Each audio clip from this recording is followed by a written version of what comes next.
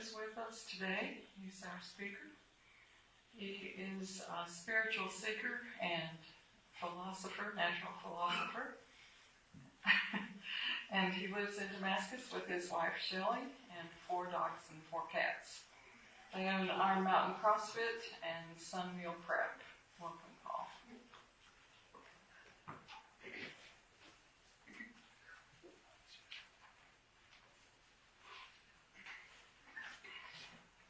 Hi, everyone. As always, it's a pleasure and an honor to be here, and I'm excited to have this opportunity to talk to you. So, for those who've seen me before, of course, always know I don't like titles, so when Wade asked me for a title, I had one ready, just right away. So my title is It's a Trap, the Tolerance-Intolerance Conundrum, and I think this is heavily related to inclusion and exclusion. So we want to look at some of those things today. Specifically, what I'm talking about on this conundrum or this problem is if you have 3 groups, so you have Group A that, and you need at least 3 groups. So you have 3 groups, say, just to keep it simple. You have Group A seems to be oppressing or intolerant of Group B. And Group C sees that intolerance and then pressures Group A. And then Group A, of course, just turns that on Group C and makes C the intolerant group of them. Meanwhile, B's in the middle getting nothing. They're still oppressed or they still have a problem. And I think this is what we see a lot of what's going on. It's immediate, and in the media and social media, we see people saying, "Well, you're intolerant of me." So it's really been, to me, this big conundrum of how we get around this. And honestly, I think this is a lot the way sometimes couples fight. Like, whatever you do, I'm going to just throw something else back at you, and we're going to deflect the situation. So what I'd like to do today is look a little bit specifically at definitions and maybe what the actual definition is or should be, so we can acknowledge that if you're dealing in something like this. Some specific quotes, see who we think is correct on some of these quotes. And then I want to look further at the way we kind of develop or maybe even evolve consciously, individually, and collectively. And then finally, maybe what we can do about this conundrum, if there is anything to do about it. So the first thing, just to hit a couple quotes, I'm not going to tell you who any of these are from, because I think that might affect you. But the one, and I don't know if Mike did it, but put it in the little email, says, don't get so tolerant that you tolerate intolerance. And there's some others that are related to that. It says, less well known is the paradox of tolerance. Unlimited tolerance must lead to the disappearance of tolerance. If we extend unlimited tolerance even to those who are intolerant, if we are not prepared to defend a tolerant society against the onslaught of the intolerant, then the tolerant will be destroyed and tolerance with them. Another one is, tolerance is giving to every other human being every right that you claim for yourself. And this one, and this is the one that I'm open for help with, and we discuss this at the end. There is no other subject on which the average mind is so much confused as the subject of tolerance and intolerance. Tolerance applies only to persons, but never to principles. Intolerance applies only to principles, but never to persons. That might be worth a whole discussion sometime as a forum there. We can go back to those at the end if you'd like to.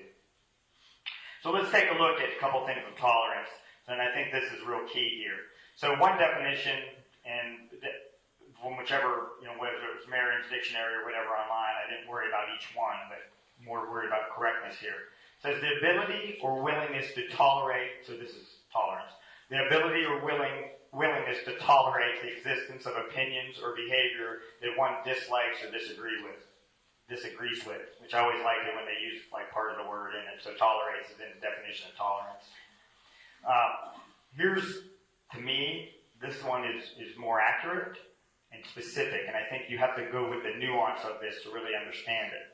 A fair, objective, and permissive attitude toward those whose opinions, beliefs, practices, racial or ethnic origins, etc., differ from one's own. Freedom from bigotry.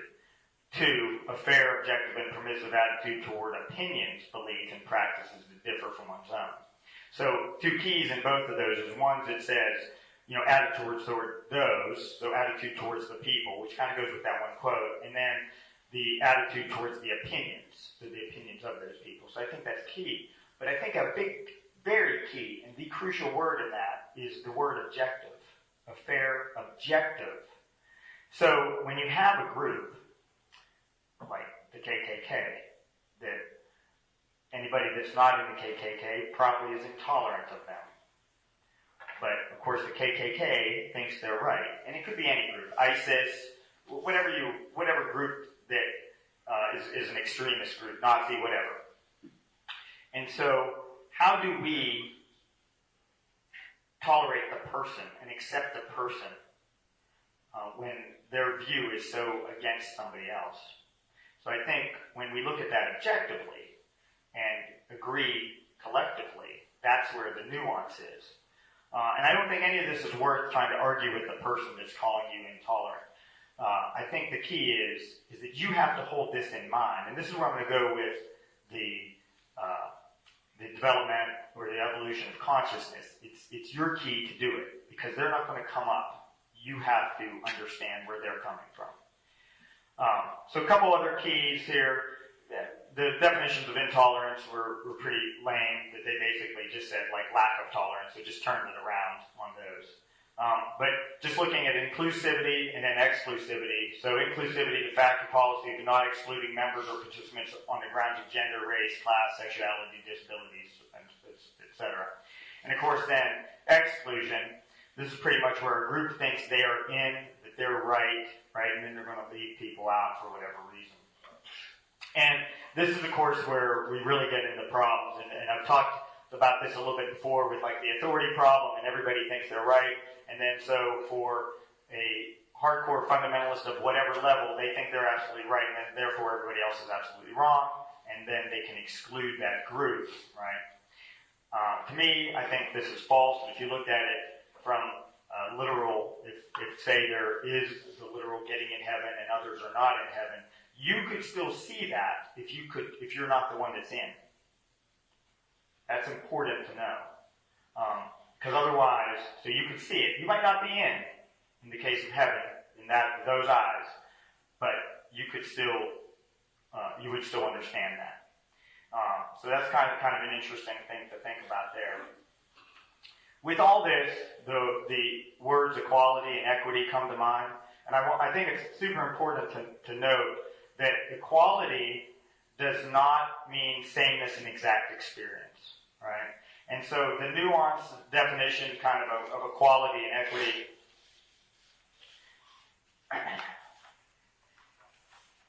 this is, I think, again, could be something really discussed here, is equality is giving people the same things. Equity is fairness in every situation. And you really have to delve into that to look. But there's an interesting thing on equality and kind of sameness in situation, and I think we see this kind of in the world today.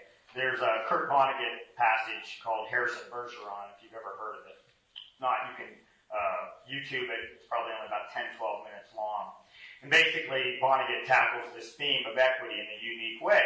And so rather than suggest that all people should be equal, imagine a world where the U.S. government has forced citizens to be equal by means of cruel handicaps. So if you were strong, you had weights on. If you were intelligent, you had a thing in your ear that as soon as you had a good thought, basically you heard a horrible, terrible noise that would make you lose that thought.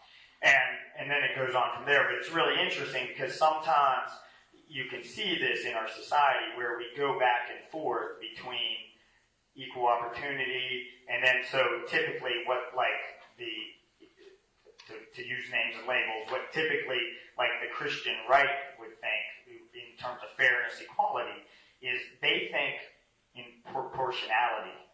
People should be rewarded in proportion to what they contribute. So they would say something like, spread my work ethic, not my wealth. Whereas the tendency of the left is equality and social justice. Exploitation of the bottom is what we're trying to avoid. And something maybe like the group Occupy Wall Street Just something to think about there.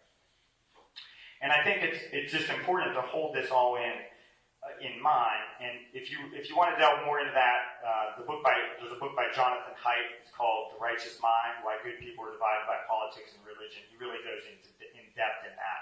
And I think that's what we need to do here. We need to understand. We need to better understand the other side of whatever issue we're on. And it doesn't matter what issue it is. And it's amazing on these cultural biases of people that we have.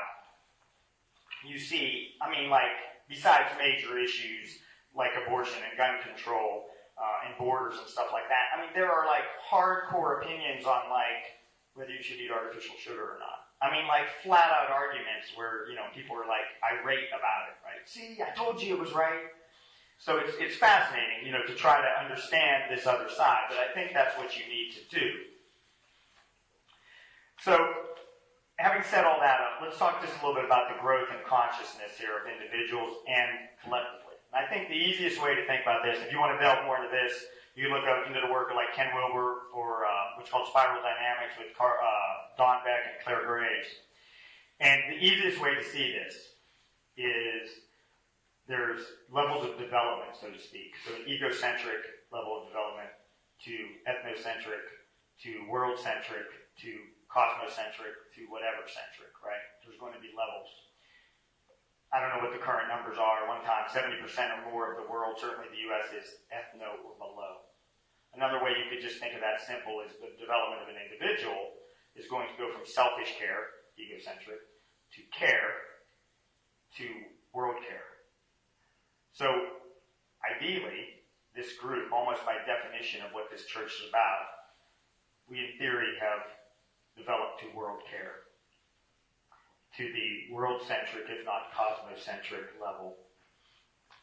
And of course, you see this in the different levels. This is the cultural wars.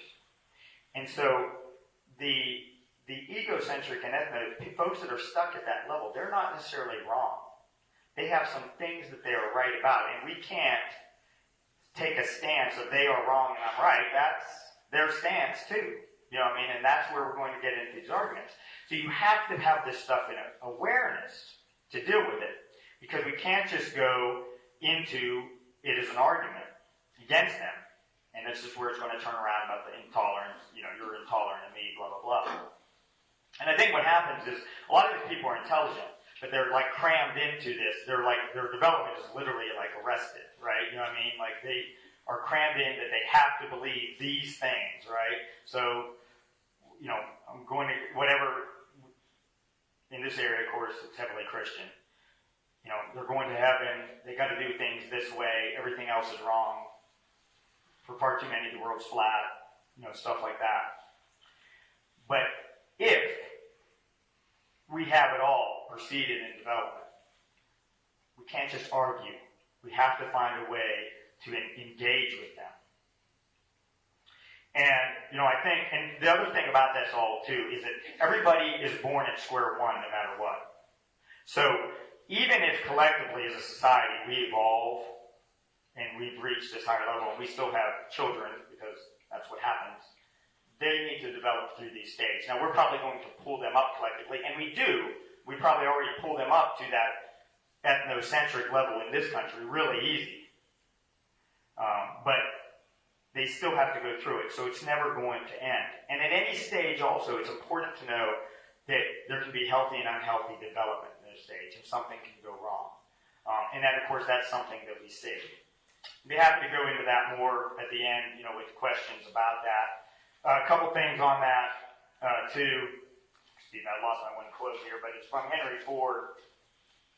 And what he says, the bottom line is that the best way to understand somebody else is to take their perspective. If you want to communicate, you need to take their perspective, right? And that's what I've talked about in here before, reversing roles. You have to truly go into that. So what I'm telling you is it's not worth engaging somebody online or individually, because we're part of something much bigger. There's 7.6 billion people in the world. We're in what one crazy person said on Facebook or wherever isn't worth you battling. So what do you do? So there's a couple things that I try to base my decision-making, my thought process off of. And this is another quote. This was interesting. A friend of mine I worked with over 20 years ago sent me a picture. He was doing some sort of seminar, and he sent me this quote. He's like, hey, I just wanted to let you know, I'm starting off this seminar. And it was a kind of an integrated seminar, like that was the idea. And I'm starting the seminar off with a quote you told me years ago. Honestly, if you asked me on a multiple choice test, I would have said, yeah, he told me that quote, and I didn't give it to him.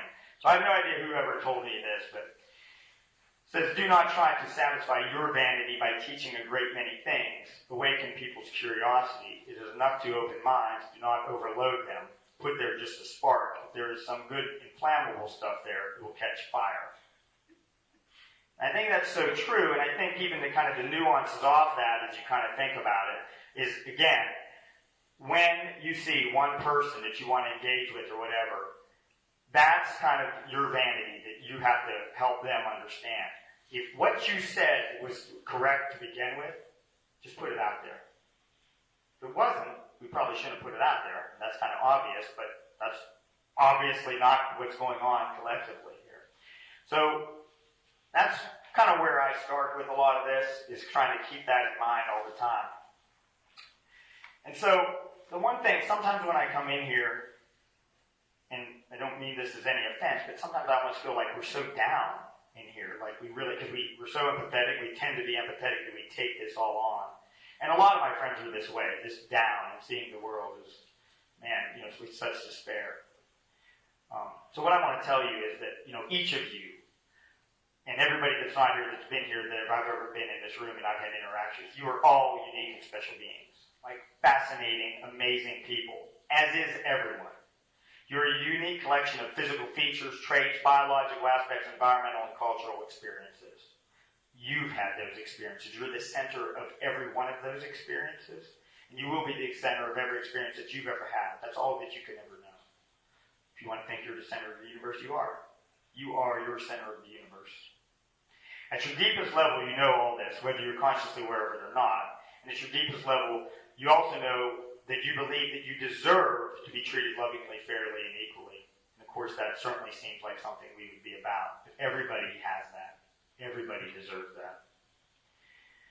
When you think of how you would like to be treated in relationship to those that you encounter and how they would like to be treated, the only honest take is that if you deserve to be treated lovingly, honestly, fairly, then they deserve that too.